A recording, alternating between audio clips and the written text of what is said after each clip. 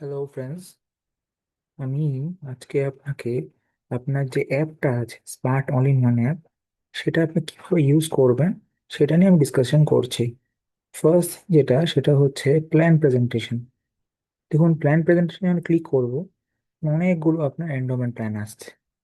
তো endowment plans এর মধ্যে দেখুন, আপনার যদি জীবন উৎসবটা নিয়ে আপনি কথা বলেন, ধরুন আপনি জীবন উৎসব নিয়ে কথা বলছি, আপনি জীবন উৎসবে দুটো আছে, একটা হচ্ছে সিঙ্গেল প্রিমিয়াম, একটা হচ্ছে নন সিঙ্গেল প্রিমিয়াম।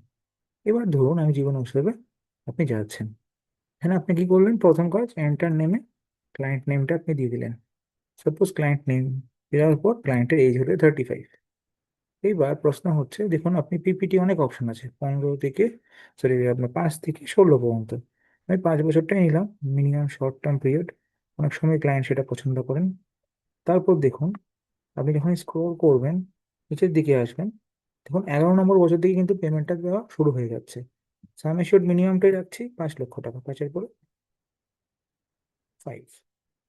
এইবার প্রশ্ন হচ্ছে, আর তাহলে কি করার আছে?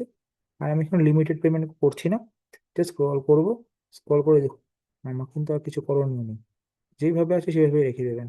জাস্ট একটা চেঞ্জ করবেন, সেটা হচ্ছে এডিএনডিবিতে আপনি চাইলে এখানে আবার 5 লক্ষ টাকা করতে পারেন ডিসেবিলিটি রাইডারের জন্য।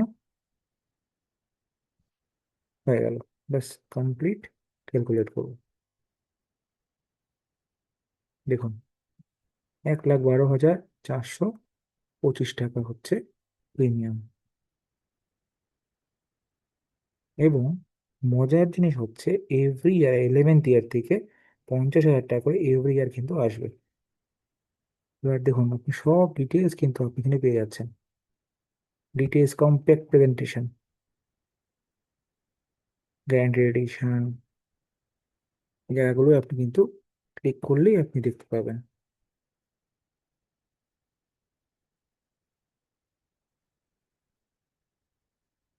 অ্যাক্সিডেন্টাল কভারেজ ইনক্রিজ হচ্ছে, আহ, তারপর যে কন্টিনিউয়াসলি থাকছে, সেটা সব কিন্তু আপনি এখানে দেখতে পাচ্ছেন।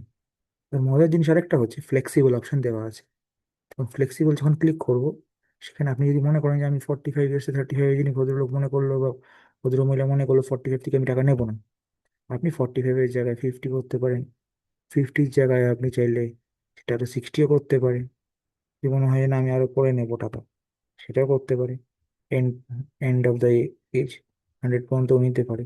অ্যামাউন্টটা 50-র জায়গায় উনি যদি মনে করেন আমি 60,000 করে নেবো, করলেও নিতেই পারে। 1 লাখ করে নেবে, সেটা নিতেই পারে। এবার নির্ভর করছে অ্যামাউন্টটা, কম্পাউন্ড ইন্টারেস্টে কত টাকা অ্যামাউন্ট হচ্ছে। 5.5% করে তো আপনার কম্পাউন্ড ইন্টারেস্টে জমবে।